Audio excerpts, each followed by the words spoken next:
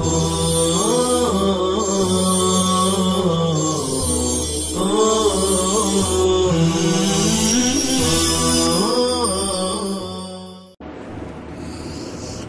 الله الرحمن الرحيم. وعن عائشة رضي الله عنها أن رسول الله صلى الله عليه وسلم قال: أيما امرأة نكحت نفسها بغير إذن وليها فنكاحها باطل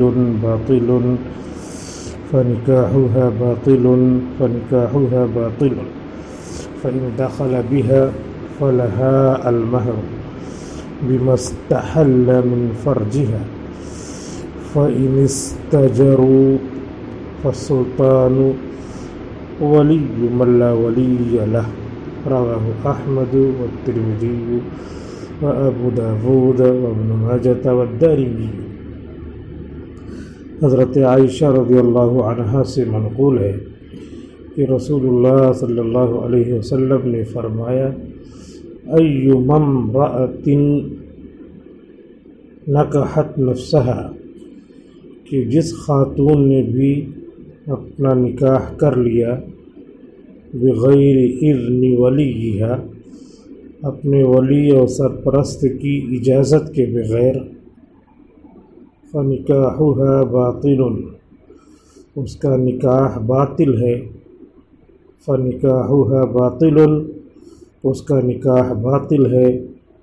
فنکاحها باطل، تو اس کا نکاح باطل ہے. 3 بار فرمایا کہ اپنے سرپرست کی اجازت کے بغیر نکاح کیا ہے اس کا نکاح نہیں ہوگا.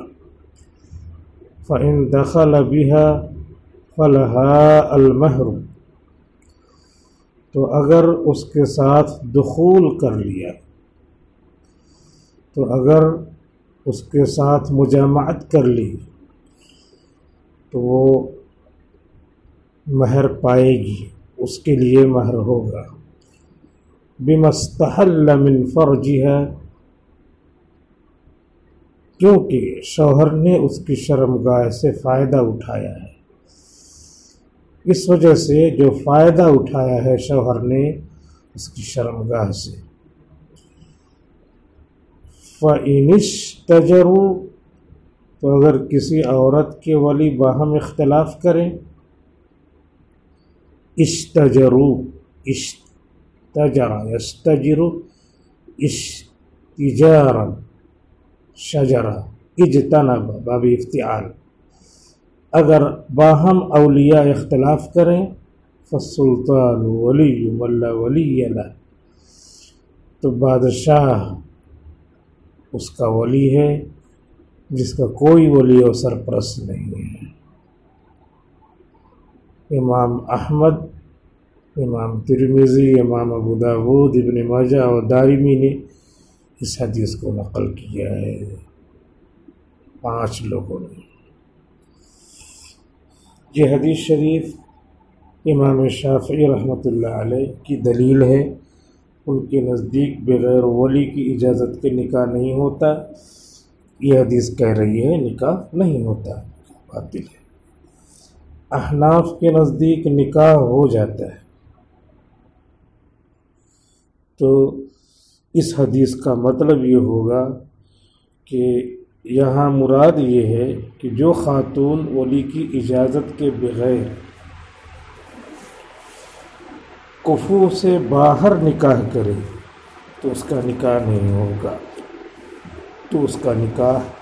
نہیں ہوگا.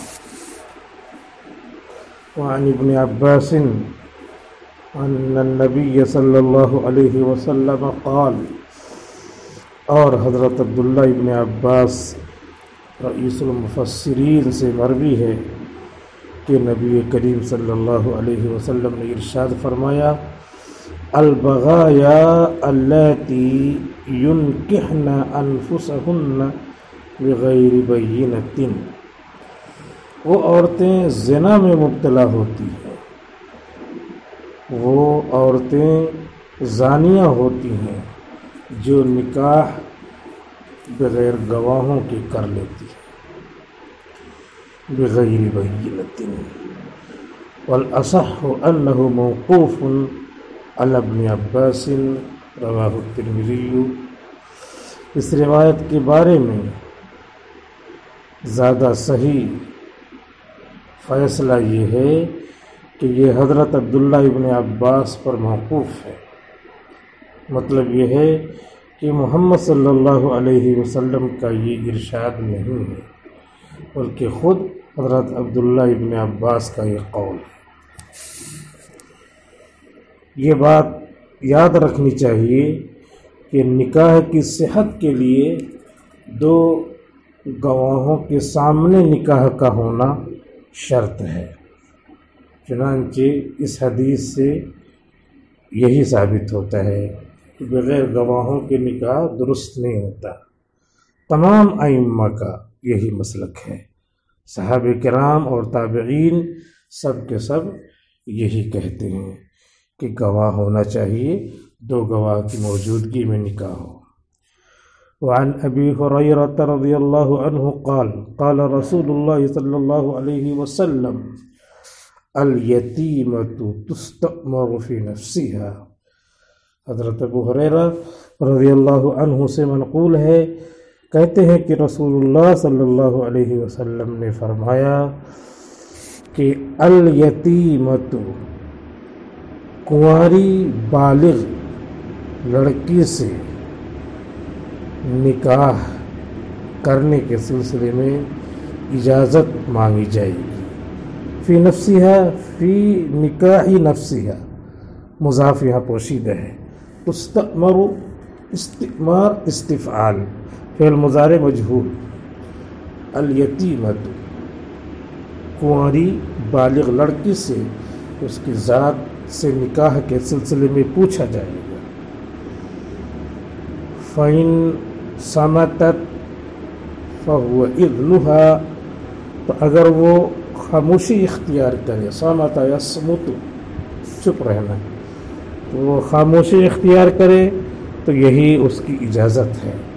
وَإِنْ أَبَتْ فَلَا جَوَازَ عَلَيْهَا، ابا یا با ابا ان باب فتح، انکار کرنا، اور اگر انکار کر دے تو کوئی جواز نہیں ہے اس پر، تو اب اس پر کوئی جواز نہیں ہے، صاف انکار کر دیا، اس سے اجازت لینا ضروری ہے۔ رواہ الترمذی و ابو داود والنسائی و رواہ الدارمی عن ابی موسیٰ۔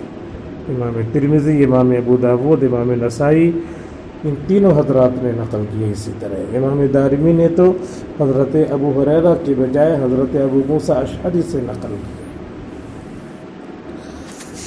اس حدیث شریف سے پتہ چلتا ہے کہ عورت کی خاموشی رضامندی مانی جاتی ہے۔ وعن جابر عن النبی صلی اللہ علیہ وسلم قال، حضرت جابر رضی اللہ عنہ سے منقول ہے، حضور صلی اللہ علیہ وسلم سے نقل کرتے ہیں، قال ایما عبد تزوج بغیر اذن سیدہ فہو عاہر، کہ جس شخص نے بھی، جس غلام نے بھی شادی کر لی اپنے آقا کی اجازت کے بغیر، فہو عاہر، تو وہ زانی ہے، تو وہ زانی ہے۔ رواہ الترمذی و ابو داود والدارمی۔ امام ترمذی، امام ابو داود اور امام دارمی نے اس حدیث شریف کو نقل کیا ہے۔ اس حدیث شریف سے بھی پتہ چل رہا ہے، اس حدیث شریف سے پتہ چل رہا ہے کہ غلام کا نکاح اس کے سید کی پرمیشن کے بغیر درست نہیں ہوا کرتا۔ الفصل الثالث، تیسری فصل۔ عن ابن عباس قال ان جاریۃ بکرا اتت رسول اللہ صلی اللہ علیہ وسلم، حضرت عبداللہ ابن عباس سے منقول ہے، رویہ یہاں پوشیدہ ہے، یہ رئیس المفسرین ہے۔ قال، کہتے ہیں، ان جاریۃ بکرا، موصوف صفت ہے، بکر صفت ہے، ایک کنواری لڑکی آئی اللہ کے رسول صلی اللہ علیہ وسلم کی خدمت میں۔ اتت فی الماضی واحد مؤنث غائب کا صیغہ۔ فذکرت ان اباها زوجها وهي کاریہۃ، تو کہنے لگی کہ اس کے فادر نے اس کی شادی کر دی ہے لیکن اسے ناپسند ہے، اس حال میں کہ وہی کاریتن، یہ جملہ حالیہ ہے، وہ حال کے لیے ہے۔ فخیرہ النبی صلی اللہ علیہ وسلم، تو حضور صلی اللہ علیہ وسلم نے اس کو اختیار دیا۔ خیر تخیر، ہا کا مرجع وہی جاریتن بکرن، رواہ ابو داود، امام ابو داود نے اس کو نقل کیا ہے۔ اس حدیث شریف سے پتہ چلتا ہے کہ بالغ لڑکی اپنے نکاح میں خود مختار ہوتی ہے۔ ولا تعضلوہن، قرآن کریم کی جو آیت ہے یہ بھی اس بات کو صاف صاف بتلا رہی ہے، اور یہ حدیث شریف ہے یہ اسی آیت کی وضاحت کر رہی ہے۔ اس سلسلے میں حضرت امام شافعی رحمۃ اللہ علیہ فرماتے ہیں کہ جو عورت کنواری نہ ہو، گو وہ سن بلوغ کو پہنچ جائے تو ولی کو اس کا نکاح کرنے کے معاملے میں اس پر زبردستی کرنے کا حق نہیں ہے، لیکن عورت باکرہ ہے تو اس کی اجازت کے بجز نکاح کر دینے کا ولی کو اختیار حاصل ہے، اگرچہ وہ عورت بالغہ ہی کیوں نہ ہو۔ حنفیہ کا مسلک یہ ہے کہ اس کی ناپسندیدگی کے باوجود اگر نکاح کریں گے تو نکاح نہیں ہوگا۔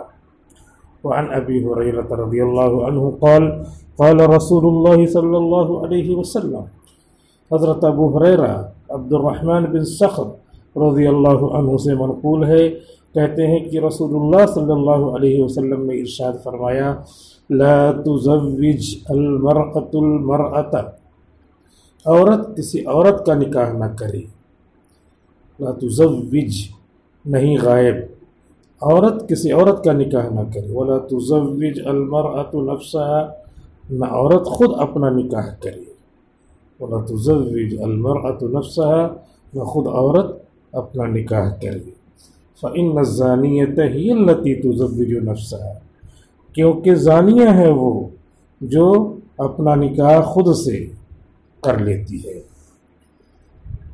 نہ عورت خود اپنا نکاح کرے، لا تزوج المرأة نفسها، احناف کے نزدیک اس ممانعت سے مراد یہ ہے کہ کوئی بھی خاتون بغیر گواہوں کے اور غیر کفو میں اپنی شادی نہ کرے، اور حضرت امام شافعی رحمۃ اللہ علیہ کے نزدیک مطلب یہ ہے کہ کوئی عورت اپنے ولی کے بغیر نکاح نہ کرے۔ وعن ابی سعید وابن عباس رضی اللہ عنہما قال، حضرت ابو سعید خدری اور حضرت عبداللہ ابن عباس رضی اللہ عنہما سے منقول ہے، کہتے ہیں دونوں حضرات، قال رسول اللہ صلی اللہ علیہ وسلم، من ولد له ولد، جس شخص کے یہاں کوئی لڑکا پیدا ہو، ولد تنوین نکارت کو بتاتی ہے، کوئی بھی لڑکا پیدا ہو، فَلْيُحْسِنْ اسْمَهُ وَأَدَبَهُ، فَلْيُحْسِنْ اسْمَهُ، تو چاہیے کہ اس کا اچھا سا نام رکھے اور اس کو اچھا ادب سکھلائے، فَإِذَا بَلَغَ، تو جب وہ بڑا ہو جائے، سن بلوغ کو پہنچ جائے، امام ابو حنیفہ رحمۃ اللہ علیہ کے نزدیک لڑکا لڑکی 15 سال میں بالغ ہو جاتے ہیں، 15 سال سے مراد قمری حساب سے، فَلْيُزَوِّجْهُ، تو چاہیے کہ وہ شادی کر دے، فَإِن بَلَغَ وَلَمْ يُزَوِّجْهُ، اگر بالغ ہو گیا اور شادی نہیں کیا، فَأَصَابَ إِثْمًا، تو لڑکے سے گناہ ہو گیا، فَإِنَّمَا إِثْمُهُ عَلَىٰ أَبِيهِ، اس کا گناہ اس کے باپ کو ہوگا، اس کا گناہ اس کے باپ کو ہوگا۔ اس حدیث شریف میں باپ کے فرائض کو بیان کیا گیا ہے۔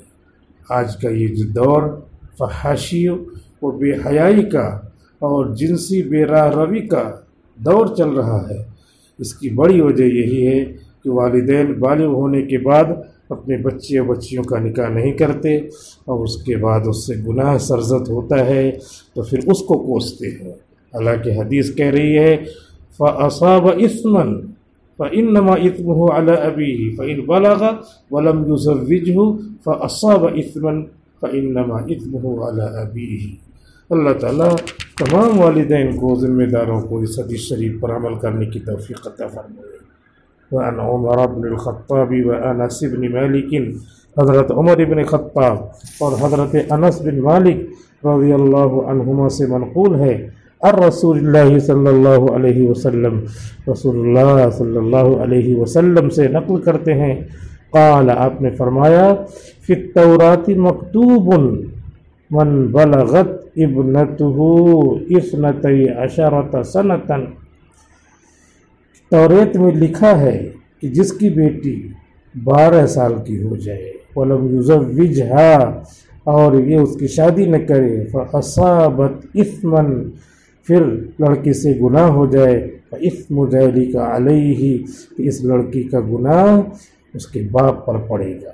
رواہ البیہقی فی شعب الایمان، امام بیہقی نے ان دونوں حدیثوں کو شعب الایمان میں نقل کیا ہے۔